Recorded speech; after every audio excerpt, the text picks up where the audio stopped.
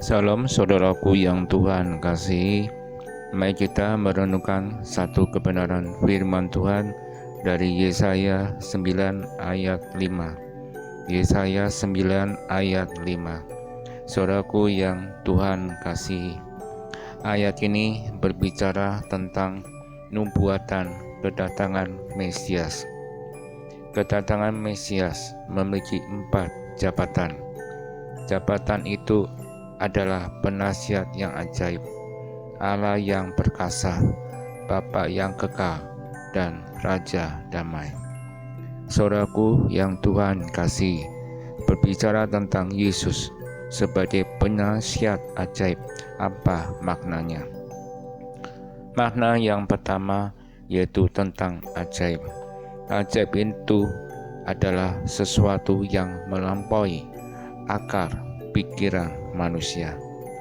Di situ Nabi Yesaya menyatakan bahwa Kristus akan menjadikan suatu keajaiban.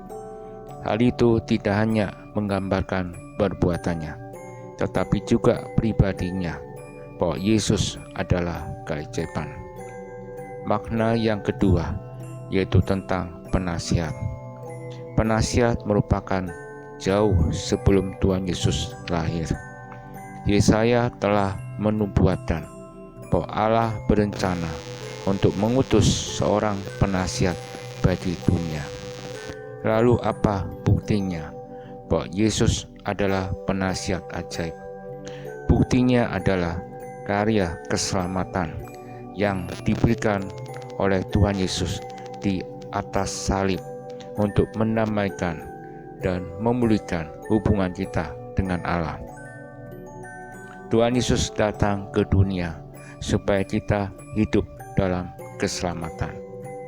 Makna yang ketiga yaitu tentang keajaibannya. Keajaiban Yesus merupakan karya penebusan bagi kita. Yesus bersedia menanggung hukuman akibat dosa kita, sehingga kita mendapatkan hidup yang kekal. Makna yang keempat yaitu tentang nasihatnya. Hal ini dikatakan bahwa hikmat yang dimiliki oleh Kristus melampaui hikmat manusia. Buktinya adalah pada waktu Tuhan Yesus berusia 12 tahun, Dia sudah membuat keheranan para ahli Taurat akan hikmatnya. Di tengah masyarakat, orang takjub akan nasihatnya yang bijaksana. Rasul Paulus juga menuliskan di dalam surat Kolose 2 ayat 3, sebab di dalam Dialah tersembunyi segala harta hikmat dan pengetahuan.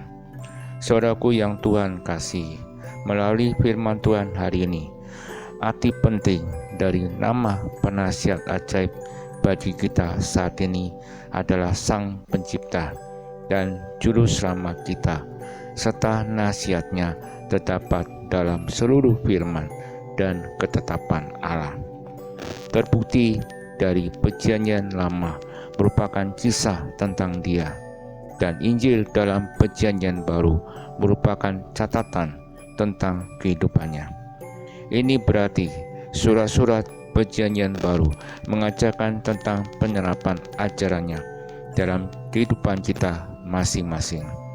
Saudaraku yang Tuhan kasih, mengapa kita perlu penasihat? Tanpa penasihat, maka hidup kita beresiko untuk membuat kesalahan, baik yang besar ataupun yang kecil. Namun, dengan adanya penasihat, maka kita dimampukan untuk tetap berada dalam jalan yang sempit.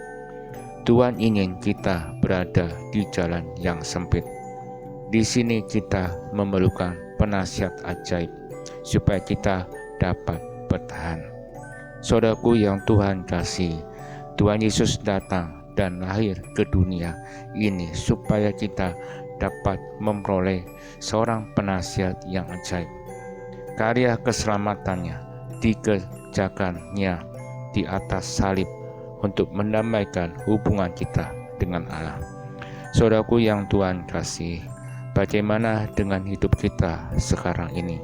Firman Tuhan akan menolong kita untuk mengerti bahwa penasihat ajaib membantu kita untuk menangani persoalan serta memberikan rasa aman dan sukacita. Dia melakukannya melalui firman Allah. Karena Dia adalah Allah, maka Dia dapat menolong kita dengan cara melampaui akal pikiran kita maupun keterbatasan kita. Kiranya Tuhan Yesus memberkati kita. Amin.